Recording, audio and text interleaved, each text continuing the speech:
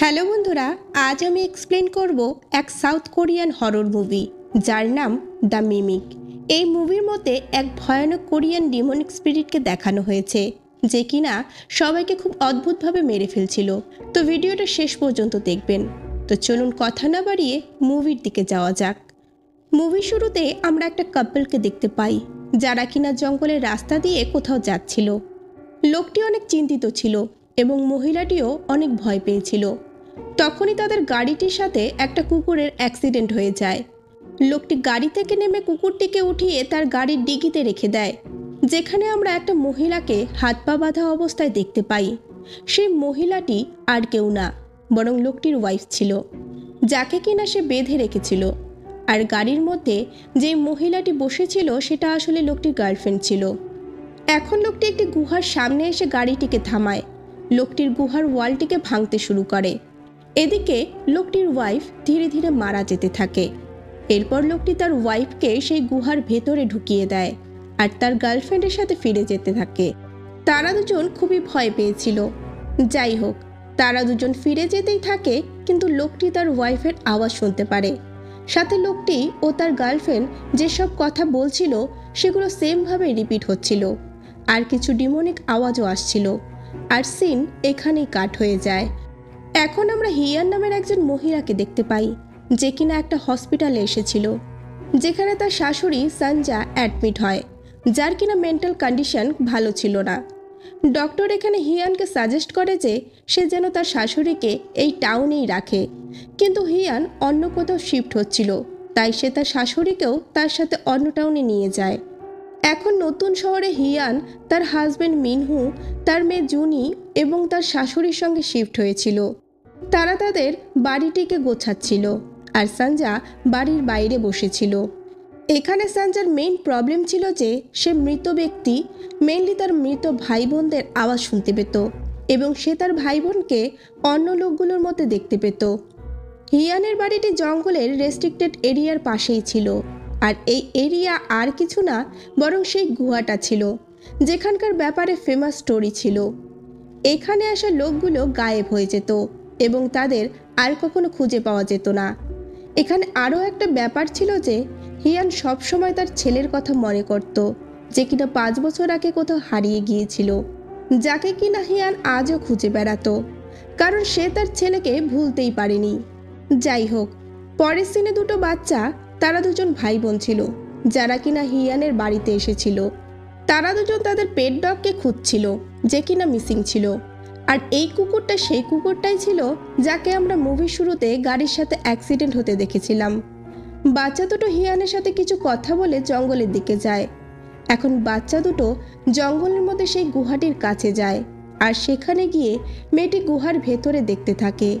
সেখানে মেয়েটি কিছু একটা মুভ করতে দেখে, আর হঠাৎই কেউ তাকে গুহার ভেতরে টেনে নিয়ে যায়। মেয়েটির ভাই এটা থেকে খুবই ভয় পেয়ে যায়। মেয়েটি কোনো রকমে নিজেকে বাঁচিয়ে সেই গুহাটি থেকে বেরিয়ে আসে। তারা দুজন পাশেই থাকা হিয়ান ও মিনুকে সেই গুহার কাছে নিয়ে আসে, আর যা কিছু তাদের সাথে হয়েছিল সেগুলো সব তাদের বলে। মিনহু সেই গুহাটিকে চেক করে, কিন্তু সে সেখানে কিছুই দেখতে পায় না। আর হিয়ান একটা ছোট্ট আয়না খুঁজে পায়, যেটা কিনা কাপড় দিয়ে পেঁচিয়ে রাখা ছিল। সে আয়নার কাপড়টি খুলে ফেলে। যাই হোক, হিয়া জঙ্গলের দিকে একটু এগিয়ে যেতেই সে একটা ছোট্ট বাচ্চাকে দেখতে পায়। বাচ্চাটি খুবই ভয় পেয়েছিল। তাকে দেখে মনে হচ্ছিল যে সে তার পরিবার থেকে অনেক আগেই হারিয়ে গিয়েছিল। হিয়ান মিনহুকে সেই বাচ্চাটিকে দেখায়। তারা দুজন বাচ্চাটির সাথে কথা বলার চেষ্টা করে, কিন্তু তখনই গুহাটির সামনে থেকে সেই বাচ্চা দুটোর আওয়াজ শুনতে পায়, আর তারা দুজনই সেই বাচ্চাটিকে সেখানে ছেড়েই গুহার কাছে যেতে শুরু করে। যদিও বাচ্চাটি হিয়ানকে সেই গুহার কাছে না যাওয়ার জন্য আটকাচ্ছিল, কিন্তু সে বাচ্চাটির কথা শোনে না। যাই হোক, মিনু আবারও গুহার ভেতরটা চেক করে, আর সে সেখানে একটা বন্ধ দরজা দেখতে পায়, যেটা খুলতেই সেখান থেকে একটা মেয়ে বেরিয়ে আসে, আর কিছুক্ষণের মধ্যেই মেয়েটি মারা যায়। পরের সিনে পুলিশ সেখানে আসে এবং তারা সেই মেয়েটির লাশটিকে ইনভেস্টিগেশন করতে শুরু করে, আর গুহাটির মধ্যে তদন্ত করতে থাকে। পুলিশ অফিসার গুহার ভেতরে থাকা জিনিসগুলোর মধ্যে একটা ফটো খুঁজে পায়, যেখানে একটি লোকের সাথে সেই বাচ্চাটিকে দেখতে পাই, যাকে কিছু সময় আগে হিয়ান পেয়েছিল। এখন পুলিশ অফিসার হিয়ান ও মিনুর কাছে জিজ্ঞাসাবাদ শুরু করে, যেখানে হিয়ান অফিসারের সাথে ভালো করে কথা বলে না, কারণ হিয়ানের ছেলে হারিয়ে যাওয়ার পর থেকে পুলিশের ওপর থেকে ভরসা হারিয়ে ফেলেছিল এবং সে বাড়িতে চলে যায়। এরপর রাতে হিয়ান কিছু কাজ করতে থাকে। তখনই মেন দরজায় সেই বাচ্চাটি আসে, যাকে কিনা সে জঙ্গলে পেয়েছিল। হিয়ান বাচ্চাটিকে বাড়ির ভেতরে নিয়ে আসে। বাচ্চাটি অনেকটাই নোংরা ছিল, তাই হিয়ান তাকে স্নান করিয়ে পরিষ্কার করে দেয়। হিয়ান বাচ্চাটির গায়ে অনেক আঘাতের চিহ্ন দেখতে পায়, যেটাতে পরিষ্কার বোঝা যাচ্ছে যে বাচ্চাটিকে অনেক অত্যাচার করা হয়েছে। যাই হোক, কিছু সময় পর হিয়ান ও তার মেয়ে বাচ্চাটির সাথে কথা বলতে থাকে, কিন্তু বাচ্চাটি কোনো কথা বলে না, চুপ করেই থাকে। হঠাৎই বাচ্চাটি হিয়ানকে মা বলে ডাকে, আর বাচ্চাটির আওয়াজ সেম জুনির মতোই ছিল, আর সে তার নাম জুনি বলছিল, যেটা একটু অদ্ভুত ছিল। অন্যদিকে পুলিশ স্টেশনে ডিটেকটিভ কেমকে কনস্টেবল সেই গুহাকে নিয়ে একটা ফাইল দেয়, যেখানে অনেকগুলো ফাইল ছিল, আর সেই ফাইলগুলোর মধ্যে অনেক মানুষের মিসিং রিপোর্ট ছিল। সাথে এটাও বলা ছিল যে মানুষগুলো গায়েব হয়ে যাওয়ার আগে সেই গুহার আশেপাশে তাদের মৃত ফ্যামিলি, মৃত ব্যক্তি বা তাদের চেনা জানা লোকজনের আওয়াজ শুনতে পেয়েছিল। আর সেই গুহার বাইরে যেসব লোক বেঁচে ছিল তারা কোনো স্বাভাবিক পরিস্থিতিতে ছিল না। এখন রাতে বাড়িতে মিনু তার মেয়ের আওয়াজ শুনতে পায়। সে তার মেয়েকে ঘুমিয়ে পড়ার জন্য বলতে যায় তার রুমে, কিন্তু সেখানে সেই বাচ্চাটি জুনির আওয়াজে কথা বলে খেলছিল, যেটা মিনুর একটু অদ্ভুত লাগে। যাই হোক, পরদিন সকালে হিয়ান ও মিনু ঘুম থেকে উঠে পড়ে, কিন্তু তাদের চোখে প্রবলেম হচ্ছিল, যেন তাদের চোখে ইনফেকশন হয়ে গিয়েছিল।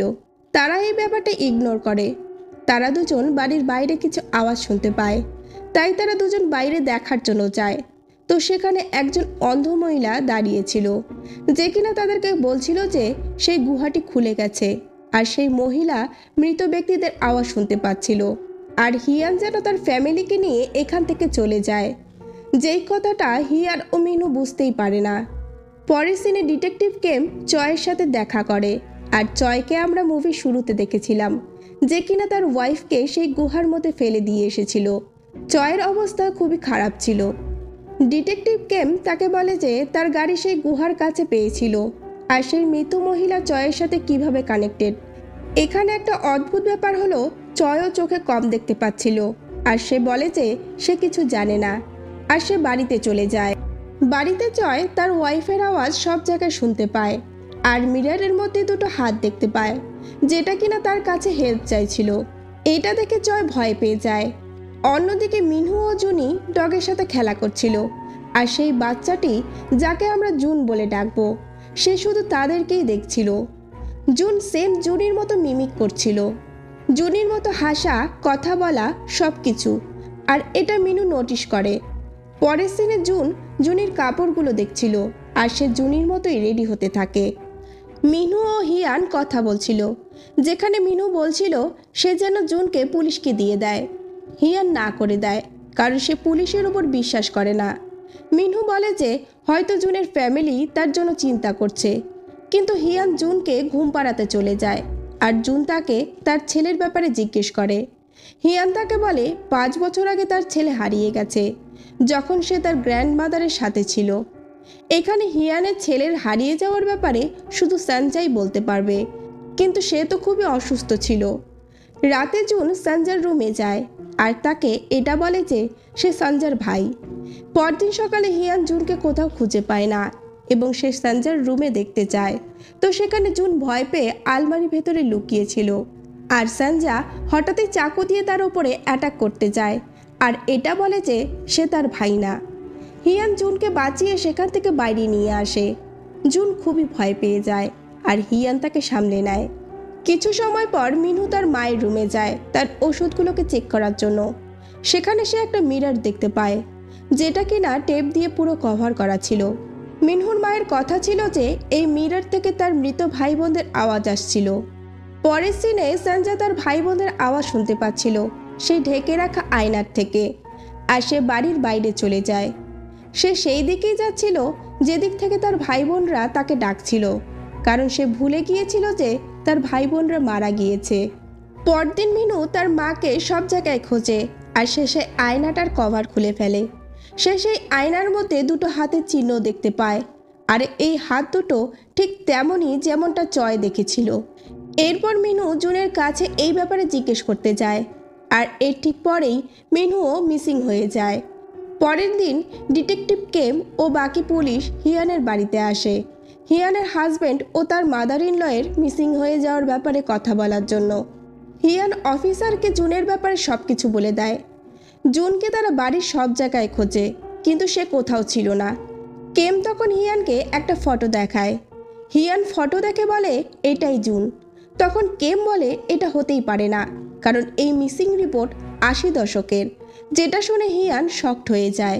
কারণ 80 দশকের মেয়েটি এখনও কেমন করে জীবিত রয়েছে, আর সে এখন এত ছোট কেমন করে হতে পারে। যাই হোক, হিয়ান এখন জুনকে সব জায়গায় খুঁজতে থাকে, আর সেখানে সেই অন্ধ মহিলার সাথে দেখা হয়, আর সে হিয়ানকে তার বাড়িতে নিয়ে যায়। তো বন্ধুরা, এখানে খোলে মুভির আসল রহস্য। তিনি বলেন এই গুহায় একটা সাদা বাঘ থাকতো। এই শহরে যত শামান এখানে আসতো তারা এই বাঘকে ভগবান রূপে পুজো করত। এ কোনো সাধারণ বাঘ নয়, বরং আরবান লেজেন্ড। লোককথা অনুযায়ী একে জাংশন টাইগার বলা হয়। শোনা যায় কোনো ব্ল্যাক ম্যাজিক করা শামান এই বাঘের পূজা করলে এই বাঘ তার উপর ভর করে। সে লোকদের প্রিয় মৃত মানুষদের আওয়াজ নকল করে ডেকে নিয়ে এসে তাদের হত্যা করত। একদিন বাঘের আত্মা শামানকে একটা পবিত্র আত্মাকে উৎসর্গ করতে বলে। সে রিচুয়ালসে একটা আয়না ব্যবহার করে তার একমাত্র মেয়েকে বাঘের উদ্দেশ্যে বলি দেয়, আর এই মেয়েটা আর অন্য কেউ না, বরং সেটা ছিল জুন। সে জুনের উপর শারীরিক অত্যাচার করত, আর এ কারণে জুনকে স্নান করানোর সময় তার পিঠে আঘাতের চিহ্ন হিয়ান লক্ষ্য করেছিল। এবার এই ঘটনার পর তাদের দুজনকে আর কোনোদিনও দেখা যায়নি, আর তখন থেকেই লোকজন গায়েব হয়ে যাওয়ার ঘটনা শুরু হতে থাকে। সেই মহিলা হিয়ানকে বলছিল যে সে যেন জুনকে তার কোনো দুঃখের ঘটনা না জানায়, যেটা হিয়ান আগেই জুনকে জানিয়ে দিয়েছিল। মহিলাটি হিয়ানকে সাবধানে থাকতে বলে তাকে একটা মন্ত্রপুত রিং দেয়, যেটা সাহায্যে হিয়ান বাঘের থেকে বাঁচতে পারবে। হিয়ান এরপর বাড়ির দিকে দৌড়ে যায় তার মেয়েকে বাঁচানোর জন্য। এদিকে বাড়িতে জুনি হিয়ানের আওয়াজ শুনতে পায়। সে যখন ওয়াশরুমের দিকে যায় তখন সেই শামান আয়না থেকে বাইরে বেরিয়ে আসে, কারণ সেই অন্ধ মহিলা বলেছিল যে যেখানে যেখানে সেই বাচ্চাটি অর্থাৎ জুন যায় সেখানে সেখানে সেই শামানও চলে আসে, আর সে মানুষের স্পিরিটকে ভেতর থেকে দুর্বল করে দেয়। এর ফলে তাদের চোখে প্রবলেম হতে শুরু করে, অর্থাৎ সে গুহার হাত থেকে যে সমস্ত লোক বেঁচে যায় তাদের চোখে কিছু ইনফেকশন হয়, আর তারা অন্ধ হয়ে যায়। যাই হোক, জুনি শামানকে দেখে ভয় পেয়ে সেখান থেকে পালিয়ে যায়, আর একটা জায়গায় গিয়ে লুকিয়ে পড়ে।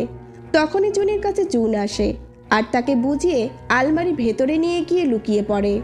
হিয়ান বাড়িতে এসে দেখে যে জুন তার মেয়েকে বাঁচিয়েছে। হিয়ান এখন জুনকে জিজ্ঞেস করে যে সে কি জানে মিনু ও তার মাদার ইন ল কোথায়। জুন তখন বলে সে জানে। যাই হোক, হিয়ান এখন জুনিকে বাড়িতেই থাকার জন্য বলে, কারণ সে সেই গুহার দিকে যাবে। আর যদি হিয়ান কালকের মধ্যে ফিরে না আসে তাহলে সে যেন ডিটেকটিভ কেমের সাথে কন্ট্যাক্ট করে, এবং কোনো আওয়াজের উপর বিশ্বাস না করে সে যেন বাড়ির বাইরে না যায়। হিয়ান তার মেয়েকে সেই মন্ত্রপুত রিংটাও দিয়ে দেয়, যাতে এখানে তার মেয়ের কিছু না হয়। হিয়ান এখন জুনের সাথে গুহার মধ্যে যায়, আর তারও চোখের দৃষ্টি উইক হতে থাকে। এখন হিয়ান সব জায়গা থেকে মিনু, জুনি ও তার মাদার ইন লর আওয়াজ শুনতে পাচ্ছিল। জুন হিয়ানকে আওয়াজগুলো ইগনোর করতে বলে, কারণ আসলে তারা হিয়ানের ফ্যামিলির কেউ ছিল না। তখনই হিয়ানকে সেই শামান ভয় দেখাতে থাকে, আর হিয়ান তার থেকে বাঁচার জন্য সেখান থেকে পালাতে থাকে। হিয়ান ও জুন এখন এমন এক জায়গায় পৌঁছায় যেখানে অনেক আয়না ছিল, আর সেখান থেকে অনেক আওয়াজ হিয়ান শুনতে পাচ্ছিল। হিয়ান এখন নিজেকে সামলে নেয় আর চোখ বন্ধ করে নেয়, আর একটা আয়নার সামনে দাঁড়িয়ে পড়ে, যেখান থেকে সেই শামান বেরিয়ে আসতে থাকে, এবং সে হিয়ানের সাথে মিনুর আওয়াজে কথা বলতে থাকে, আর শামান তাকে সেই আয়নার দুনিয়ায় নিয়ে যেতে শুরু করে। ঠিক তখনই হিয়ানের সামনে মিনু চলে আসে। মিনু আয়নার উপর জোরে জোরে মারতে থাকে, ফলে সেই আয়না আর সেখানে থাকা সমস্ত আয়না ক্র্যাক হতে থাকে। মিনু পুরোপুরি অন্ধ হয়ে গিয়েছিল, আর সে হিয়ানকে তার সাথে বাইরে নিয়ে যেতে থাকে। কিন্তু জুন হিয়ানকে সেখানে থাকার জন্য বলে, কারণ হিয়ান তাকে প্রমিস করেছিল যে সে সবসময় তার সাথেই থাকবে। শামান তাদের আবারও হন্ট করতে থাকে, কিন্তু তারা বাইরে যেতে থাকে। ঠিক তখনই হিয়ান তার ছেলের আওয়াজ শুনতে পায়, যেটা রিয়েল ছিল না, সেটা এই গুহার ভ্রম ছিল। হিয়ান তার ছেলের জন্য খুবই কষ্ট পায় এবং সে আবারও গুহার ভেতরে চলে যায়। এখন হিয়ানেরও চোখের দৃষ্টি পুরোপুরি চলে যায়, আর সে জুনকে তার ছেলে ভাবছিল। জুন হিয়ানকে গুহার আরও ভেতরে নিয়ে যায়। মিনহু এখন গুহার থেকে বাইরে বেরিয়ে আসে এবং সেখানে অলরেডি ডিটেকটিভ কেম চলে এসেছিল, যাকে আর কেউ না বরং হিয়ানই ডেকে এনেছিল। যাই হোক, সেখানে কেমের আসাতে কোনো লাভ হয়নি, কারণ ততক্ষণে অনেক দেরি হয়ে গিয়েছিল। ডিটেকটিভ কেমও বুঝে গিয়েছিল যে এতদিন যতগুলো লোক নিখোঁজ হয়ে গিয়েছে তারা সকলেই জুনকে দেখতে পায়। এখন মুভির শেষ দিনে সেই গুহাটিকে পুরোপুরি ঢেকে দেওয়া হয় আর সিল করে দেওয়া হয়। এখানে হিয়ান ও তার ছেলের কথা শুনতে পাওয়া যায়, আর এই মুভিটা এখানেই শেষ হয়ে যায়। তো বন্ধুরা, এই ছিল দ্য মিমিক মুভির এক্সপ্লেনেশন। তো মুভিটা কেমন লাগলো অবশ্যই কিন্তু কমেন্ট করে জানাবেন। আর আমার চ্যানেলে নতুন বন্ধু হয়ে থাকলে চ্যানেলটিকে অবশ্যই সাবস্ক্রাইব করে রাখবেন। দেখা হচ্ছে নেক্সট মুভি নিয়ে। সবাই ভালো থাকবেন।